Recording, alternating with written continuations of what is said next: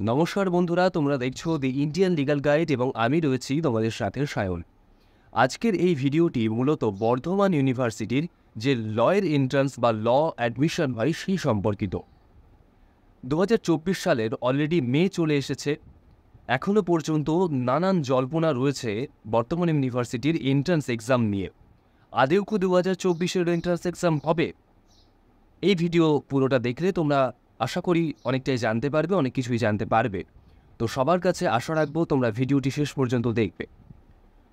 তো মূলত এখন মে প্রায় চলে এসেছে, যে বর্ধমান ইউনিভার্সিটি বছরের প্রায় প্রথম দিকটাতেই তাদের যে সেশন আছে সেটা শুরু করতো, সেটা অলরেডি 5 মাস পিছিয়ে গেছে।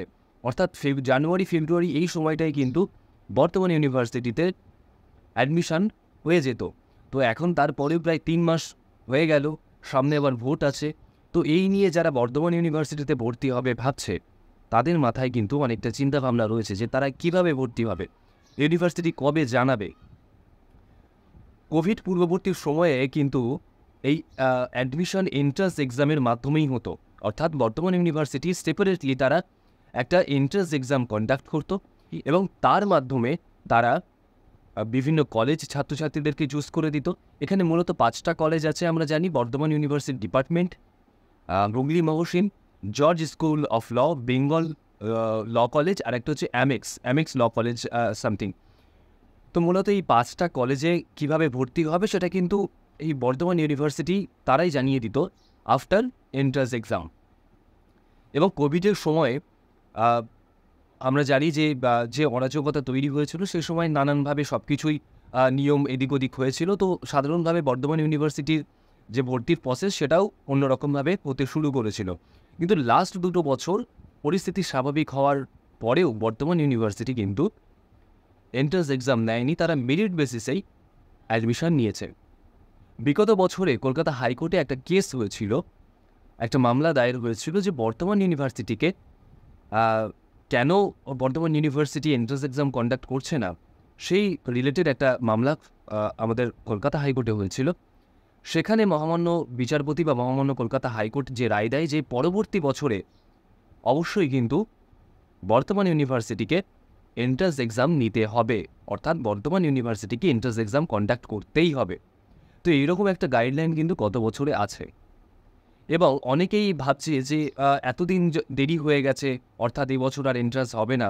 তো আমি তোমাদের জন্য জানাবো, আলটিমেট কিন্তু ইউনিভার্সিটির যারা ভেতরের মানুষজন আছে, যারা চেয়ারম্যান আছে বা একদম অফিসিয়াল ইউনিভার্সিটি যারা আছে, তারা যতক্ষণ না একটা নোটিফিকেশন পাবলিকেশন করছে বা পাবলিক করছে, তারা নোটিশ দিচ্ছে, ততক্ষণ কিন্তু কেউই বলতে পারবো না যে পরীক্ষা হবে কি হবে না। আমরা বিভিন্ন পসিবিলিটি এবং বিভিন্ন ফ্যাক্টের উপর দাঁড়িয়ে একটা অনুমান ধরে নিতে পারি যে পরীক্ষা হতে পারে কি হতে পারে না। তো অসম্ভব চান্সেস আছে যে পরীক্ষাটা কিন্তু হতে পারে এবং হওয়ার চান্সেসটাই বেশি। কারণ প্রথমত হচ্ছে বর্ধমান ইউনিভার্সিটির এরকম একটা গাইডলাইন কলকাতা হাইকোর্ট দিয়েছে যে তাদেরকে এক্সাম কন্ডাক্ট করতে হবে। এবং দ্বিতীয়ত বিভিন্ন অফিসিয়াল মানে ইউনিভার্সিটির বেশ কিছু মানুষদের থেকে আমি জানতে পেরেছি, ওখানকার টিচার বা বর্ধমান ইউনিভার্সিটির স্টাফ, তাদের থেকে মোটামুটি একটা ইনফরমেশন আমি কালেক্ট করার চেষ্টা করেছি। তারা জানিয়েছে যে হ্যাঁ, পরীক্ষা হওয়ার চান্সেস কিন্তু এবছর অনেকটাই বেশি। কিন্তু যতক্ষণ না পর্যন্ত একটা নোটিশ আসছে বর্ধমান ইউনিভার্সিটির তরফ থেকে ততক্ষণ পর্যন্ত কিন্তু আমরা কোনোভাবেই বলতে পারবো না যে পরীক্ষা আদৌ হবে কি হবে না। কিন্তু অবশ্যই পরীক্ষা হওয়ার চান্সেস কিন্তু অনেক বেশি। এবার যারা ভাবছো যে পরীক্ষা যদি না হয় তাহলে এতদিন পড়াশোনা করছি, এই পড়াশোনাটা পুরোটাই তো বৃথা, এই ধারণাটা রাখলে কিন্তু নিজেরই ক্ষতি হবে। কারণ যদি না হয় তাহলে তো ভালোই, মেরিট বেসিসে হবে। তবে ভালো তোমাদের জন্য নয়, যারা পড়াশোনা করছো তাদের জন্য একদমই ভালো নয়। যারা পড়াশোনা করছে এন্ট্রান্সের জন্য তাদের জন্য কিন্তু সেটা অনেকটাই খারাপ। কারণ মেরিট বেসিসে হলে যাদের এইচএসে বা এইচএস এবং ব্যাচেলার ডিগ্রিতে যাদের নাম্বার বেশি আছে সেই বেসিসে ভর্তি হয়ে যাবে। কিন্তু যদি এন্ট্রান্স এক্সাম হয় তাহলে তোমাদের পরীক্ষা নিয়ে সেই পরীক্ষার উপর ভিত্তি করে এন্ট্রান্স এক্সাম বা অ্যাডমিশন প্রসেস হবে। তো যারা পড়াশোনা করছো তাদের জন্য এন্ট্রান্স এক্সাম হওয়াটাই কিন্তু সবথেকে বেটার। এবার এই জায়গায় দাঁড়িয়ে যদি হয় তখন কি করবে? তোমরা ধরো পড়াশোনা করছো না, ভাবছো যে পরীক্ষা হবে না, বাই এনএইচএস ইউনিভার্সিটি বলে দিল যে না পরীক্ষা হবে, তখন তোমরা কী করবে? তো সবথেকে ভালো দেখো, পড়াশোনা করাটা কখনোই তো খারাপ নয়। তুমি আজকে কোনো কিছু পড়ছো মানে সেটা শুধুমাত্র এন্ট্রান্স এক্সামের জন্য নয়, তুমি অনেক কিছু জানছো, অনেক কিছু জ্ঞান অর্জন করছো।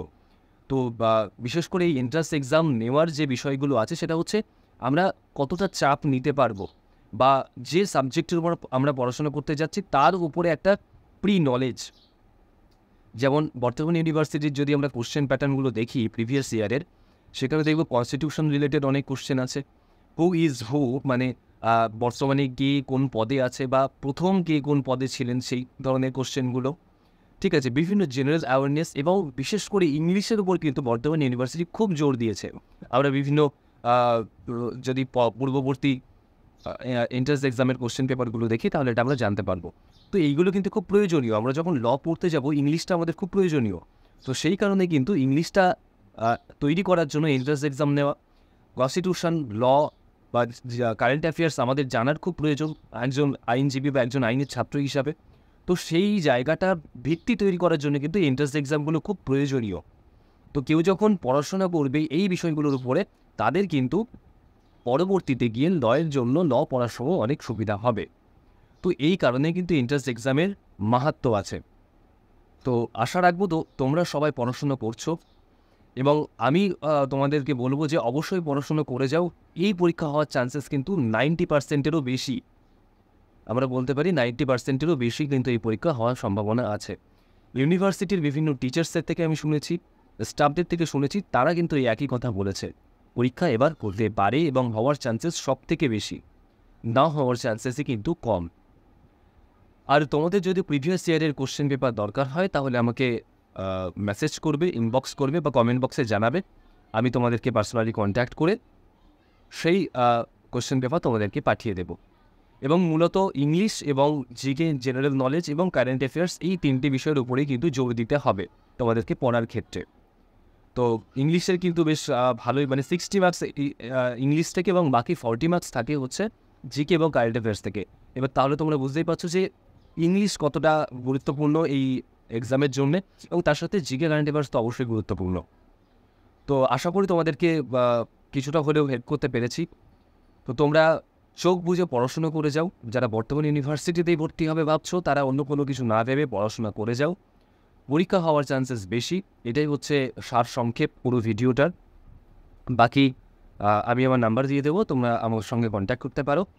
অন্য কোনো ইনফরমেশন দরকার হলে আমি তোমাদেরকে অবশ্যই দেবো, এবং কমেন্ট করে জানিও আদার্স কোনো ফার্দার ইনফরমেশন তোমাদের যদি প্রয়োজন হয়। সকলকে অসংখ্য ধন্যবাদ। আমাদের এই চ্যানেলটিকে আপনি যদি ভালো লাগে, তোমাদের যদি ভালো লাগে তাহলে পাশে থেকেও সাবস্ক্রাইব করে দিও। আমাদের শুধুমাত্র ইনফরমেশন ভিডিও নয়, আমরা ডয়ের বিভিন্ন সাবজেক্ট এখানে পড়াই, তার সাথে বিভিন্ন short information, legal short information, সেগুলো আমরা দিয়ে থাকি। তো আমাদের কন্টেন্টগুলো দেখে যদি ভালো লেগে থাকে তাহলে দয়া করে, বা অবশ্যই দয়া করে বলবো না, যদি ভালো লেগে থাকে তাহলে অবশ্যই কবুল সাবস্ক্রাইব। তো ভিডিও এই পর্যন্তই। সবাইকে অসংখ্য ধন্যবাদ এবং ভালোবাসা। নমস্কার।